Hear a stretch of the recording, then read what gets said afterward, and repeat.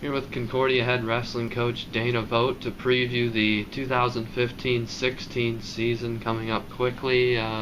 First, take a quick look back at last year. You finished obviously undefeated in conference duels, won the conference, won the North Regional, and then finished 12th at the national championships.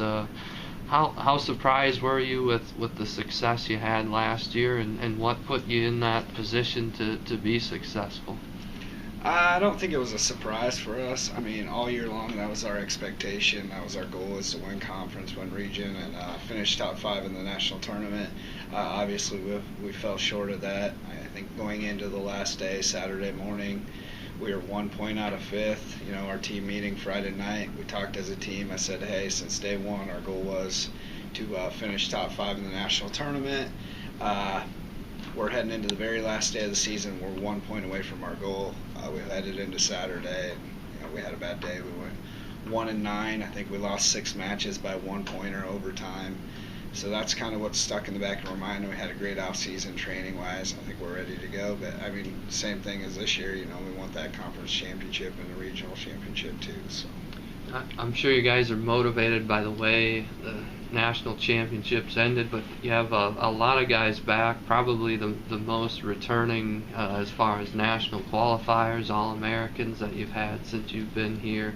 How helpful is it to have guys that have been in the program now and have experience on the national stage?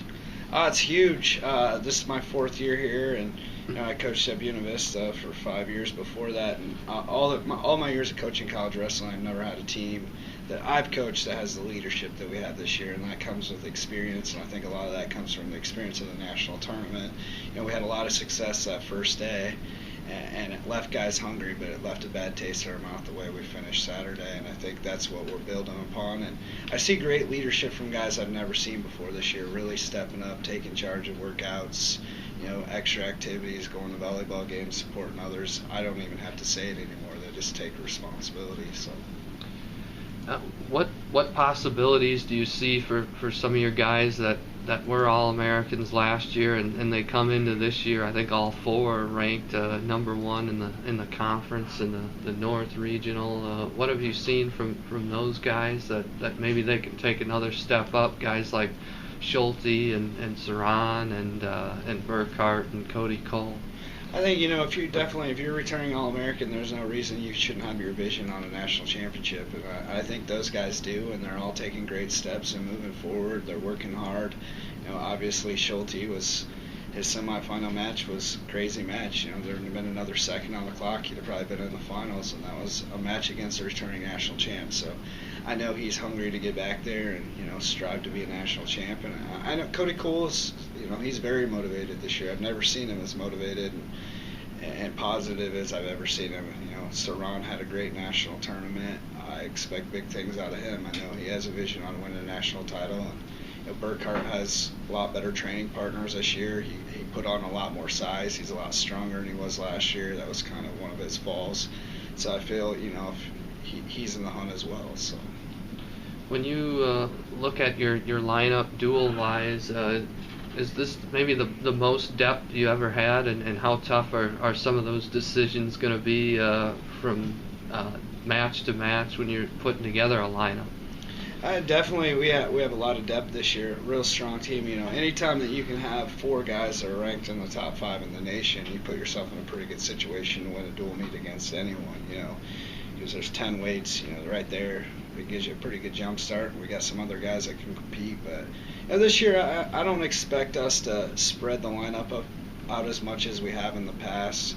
You know, I'd like to really stick with our key guys in duels, and we'll get some other guys some matches here and there and make sure we're healthy. But it's going to be, you know, it's going to be a dogfight at some weights, that's for sure. So you were really able to dominate the conference last year, winning all 7 duels, and most of them were not particularly close. When you look at the conference this year, what do you see as far as the strength of it and where Concordia fits in?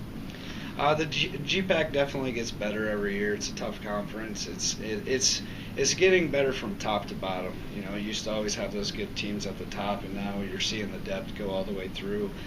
Midland's definitely got a good team this year that, you know, they return some. I think they have 4 returning All-Americans in their lineup as well as like we do, and they got some key transfers in, so they'll be tough.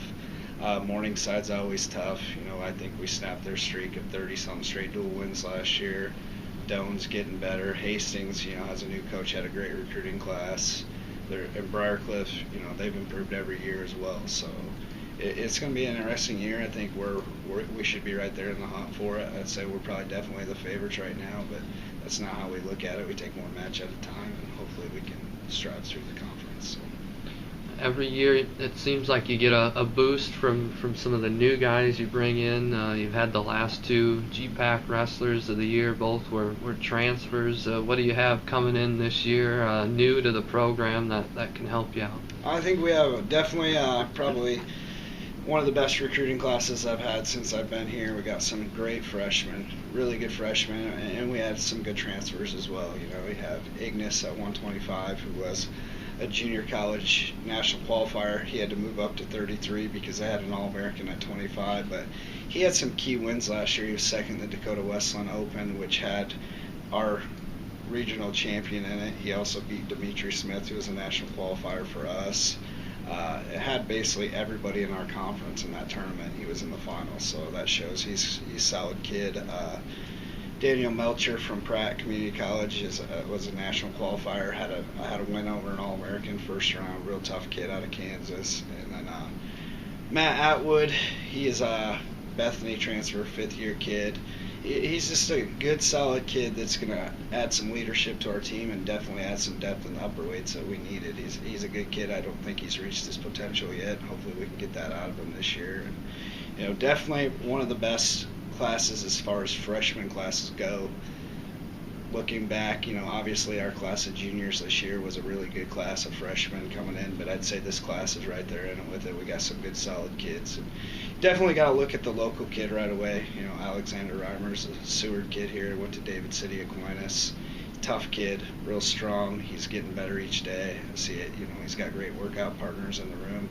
I'm just excited to see the freshmen compete. So, you know, it's hard to say a lot. You know, there's great kids from all across the country. We got kids from the west side of the country to the east side this year, and I think all of them can compete.